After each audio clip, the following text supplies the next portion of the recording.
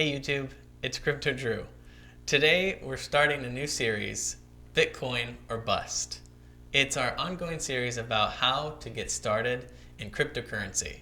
So we're going to cover a bunch of different altcoins and of course the motherlode, Bitcoin itself.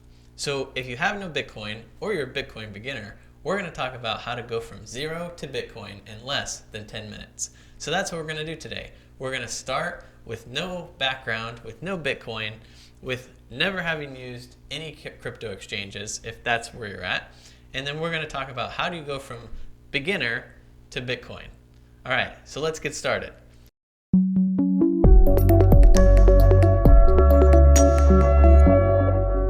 Just like me, you've probably wondered, well, what is Bitcoin exactly? And why should I care? And then on top of it, if I wanted to check it out, well, how do I do that? Like, where do I even get started? And so I have been in your shoes. And so because of that, and I was a person who was extremely skeptical of all the things I heard about Bitcoin. So some of my background, I'm a software engineer by a career, and I basically have been exposed to cryptocurrency or any new technology for a number of years. So Bitcoin launched in January of 2009, but it had been brewing for a couple months previous to that before an actual real implementation was finally released. And when what they called the first block was mined, it was very unknown. Most people didn't know about it. In fact, the group of people who were involved with Bitcoin back in January of 2009 was probably less than 1,000 people, which is very small when you consider its impact today. So Bitcoin was something of an enigma in the fact that I would hear, even as someone who was in those circles who knew about it and who had heard about it numerous times over the last 10 years, or a little over 10 years, every time it was brought up, I was just highly skeptical. I was right there with you. And so it really wasn't until the last 2 years that I've become a believer in cryptocurrency and specifically Bitcoin.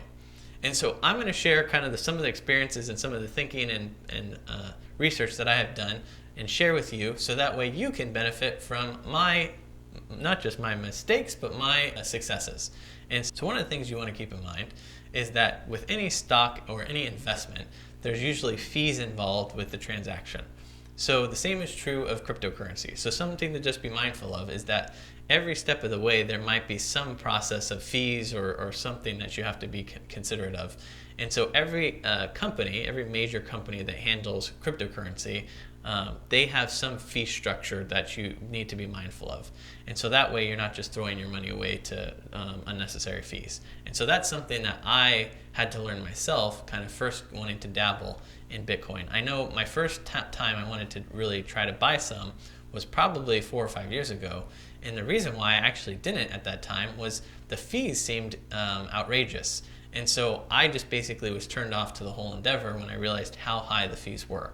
So fast forward now 5 years later, it's just a completely different market. The amount of companies and really big tech players who've gotten into the venue of cryptocurrency has exploded. And so because of that, all of those fees that before were very kept you away from getting involved, they've come down substantially. And then a lot of these companies have creative ways about handling fee structures. And I don't mean like sketchy, some are sketchy, but for the most part, it's just they've lowered it because of their volume. So they've come up with creative ways of doing the volume transactions and then passing the savings on to you and I.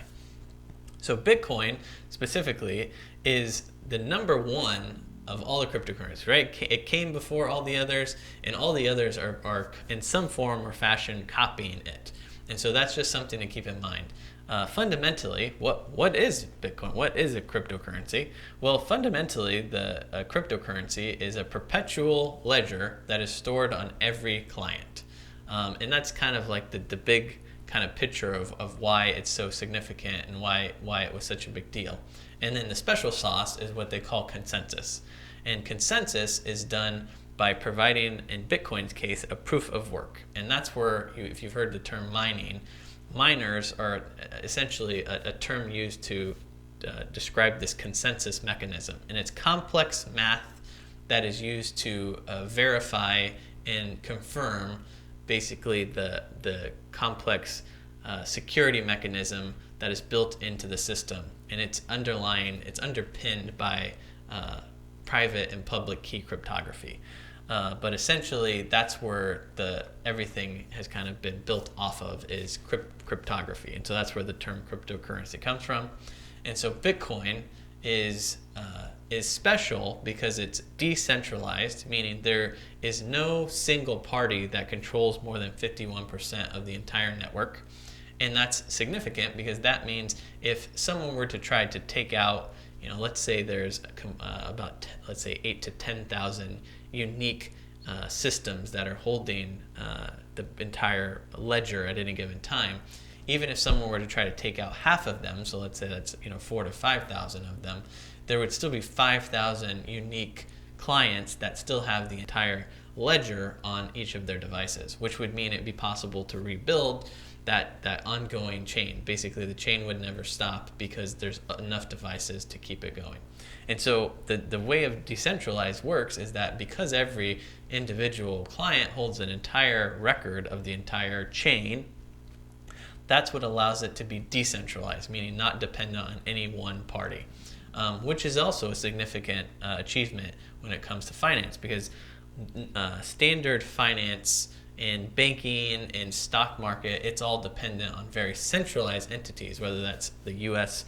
federal bank or big banks across the world, or big exchanges across the world, right? All of these entities generally are what are in control. So if they decide, one of these big entities that controls enough of the entire banking system decides to make a change, they have total control. So someone could take the federal government can confiscate your accounts, all that stuff. The reason why that's possible is because they can just go to the central entity and the central entity complies. Well, in Bitcoin's case, that's just not possible. So those are some unique aspects of Bitcoin that have made it so successful and so exciting to be a part of. It's basically a completely revolutionary way to handle economics and finance and currency. And so we're going to, like I said, do our best to kind of dive into some of these pieces. Just for the record, I am not a professional, nor am I giving you investment advice. This is just me sharing my experience and helping you to grow in your experiences. Okay, so to get started, we're going to jump into the Square Cash app, and we're going to talk about how can you use the Square Cash app to go from 0 to Bitcoin in less than 10 minutes. So let's dive in. Go ahead and take out your iPhone and tap the App Store. Once you're into the App Store app, you're going to type in Cash App into the search bar, CASH space APP. You'll know you've found the correct application because it'll be a green icon with a white $sign. Go ahead and tap the Get. Once it's downloaded, we're going to open up the Cash App. We're going to first enter our email. My email is CryptoDrew, CryptoDrew at Bitcoin, BITCOIN or ORBUST.xyz. Once you've finished, hit Next. Square will send us an email confirmation code. We're going to use that confirmation code to verify that our email is correct. So go ahead and open your email, get the confirmation code, and then come back into the Square Cash app. Now we'll enter the confirmation code provided to us by the Square Cash app. We'll do that now. Then we'll click Next. Upon successfully entering the code, we'll be asked to enter our bank debit card information. So take out one of your debit cards from your bank account, and you're going to enter that number now. So we'll enter our debit card now. Once we've completed that, we're going to click Next. Once we've successfully entered our debit card number, we're going to be prompted with our name. So we're going to enter our first and last name. So in my case, CryptoDrew, CRYPTO, Drew, DREW, and then hit Next.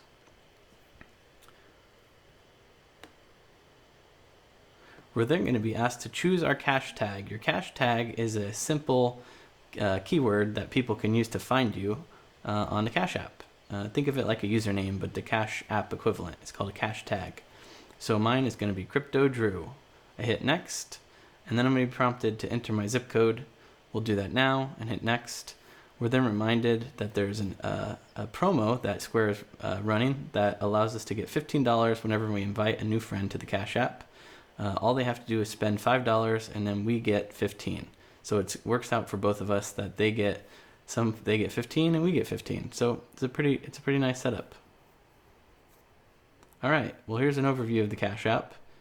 If you look, you'll see at the very bottom, you'll see some icons. If you click on the one with the little B icon for Bitcoin and the little basically moving up graph, that's going to be the tab we want to tap on. So if we tap on that icon, it's going to bring us to the Bitcoin screen. Technically, it's the Bitcoin and stock screen.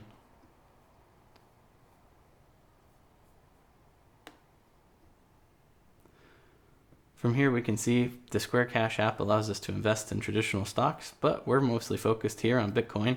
So we're going to tap on Bitcoin. That's going to show us the current price of Bitcoin, and it's going to give us a cool little graph of kind of Bitcoin's price over time. This is where we're going to start our Bitcoin journey. So if we scroll down, then click the big blue button that says buy, select $20 or 10 or 1. The minimums may change over time, but these are kind of some examples here in the screen. So click one and then click next. And then you're going to be prompted to confirm the total cost. As you can see, it will include the overview of the fees and how much the purchase will be altogether and how much Bitcoin you will acquire for the purchase based on the USD amount given.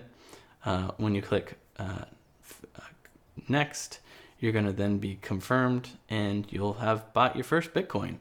So isn't that cool? You went from 0 to Bitcoin in less than 10 minutes. So that's an overview of the Square Cash App and how it makes purchasing Bitcoin and getting into Bitcoin from beginner to Bitcoin in less than 10 minutes. Super exciting. Welcome to the Bitcoin family. You've learned how to use the Square Cash App. You've gotten your first piece of Bitcoin. Now you're going to be addicted just like me. So just be careful. Don't put all of your investments into something that you don't know the status of where it will go next. Because just like any stock, right, it can go up and it can go down. So just make sure whatever money you put into cryptocurrency or into Bitcoin, you realize that it's a investment that could lose value, not just gain value. All right, well, that's it for today. But I'm excited to talk to you more about cryptocurrency and how cryptocurrency is changing our everyday world. All right, well, if you like this content, if this was a video that was helpful for you, go ahead and hit the like button. I think it could be here or here. And then if you want to hear more about my adventures in cryptocurrency and you want to continue watching Bitcoin or Bust, I would suggest that you subscribe to the channel so that you can get those updates with any new videos I post. All right, well, hope you guys enjoyed the journey to Bitcoin and that you continue on your path forward. And we're going to, again, cover some of those other methods of diving in and some other approaches to not just altcoins, but also how you can be even more options for Bitcoin investment. All right, we'll talk soon. See you later.